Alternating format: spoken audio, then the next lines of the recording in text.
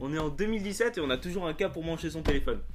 Bref, il y a Samsung qui fait le chargement sans fil et toi, t'as ton pauvre petit iPhone que t'as payé une blinde et t'as pas ça. Moi j'ai une solution à la MacGyver, tu vas faire ton propre chargement sans fil. Tout va se passer avec ces petits trucs. T'as l'impression que c'est de la merde? Bah, t'as peut-être raison. Ce petit truc va permettre de rajouter cette fonction qui te manque sur ton téléphone. Et pas grave si t'as pas un iPhone, hein. Même si t'as un petit téléphone de merde, ça existe aussi pour les micro USB. T'inquiète pas. On voit bien que c'est fait pour iPhone, hein.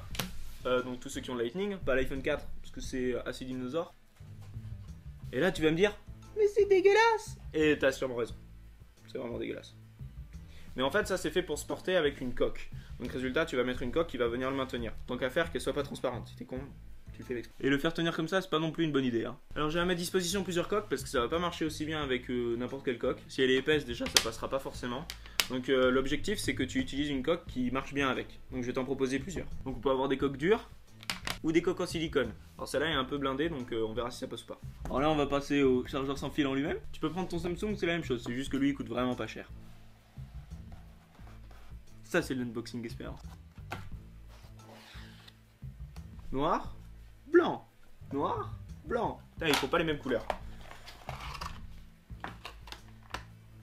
Toujours des petites notices d'utilisation, on s'en bat les couilles. Il n'y a pas de bloc d'alimentation, c'est uniquement de l'USB, donc si tu veux le recharger, il faudra utiliser un ordinateur ou un bloc d'alimentation que tu as en secours. Hein, on sait bien qu'on a toujours 10 000. Ok, alors déjà on va tester si ça marche même sans coque, hein. Ce serait déjà bien que ça marche sans coque. Hein. Alors on va d'abord tester la coque la plus fine que j'ai, une en silicone. Avec la coque ça marche, donc ça c'est une bonne nouvelle. Cette fois avec une coque dure d'Apple, on va voir si ça marche. Ça marche toujours. Il y a des coques qui sont vraiment faites que pour passer l'iPhone, donc résultat, il n'y a pas l'épaisseur pour laisser passer le patch, même s'il est assez fin, donc pas avec ça. Et enfin le dernier test avec une grosse coque silicone. Là avec celle-là ça a été beaucoup plus long, donc je pense que vaut mieux éviter. Ah c'est même déconnecté, c'est bof. Vaut mieux toujours tester avec plutôt une coque... une grosse discontinuité, avec une coque fine, ce sera le meilleur. Je viens de m'apercevoir que la coque en silicone marchait mieux que la coque dure. Donc je pense qu'il vaudrait mieux partir sur une coque fine en silicone. Donc voilà, maintenant tu n'auras plus besoin de trébucher dans le câble, hein, voilà, parce que tu as une fonction sans fil. Voilà, j'espère que tu es content.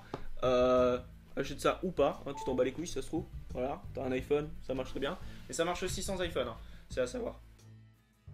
Allez, au revoir.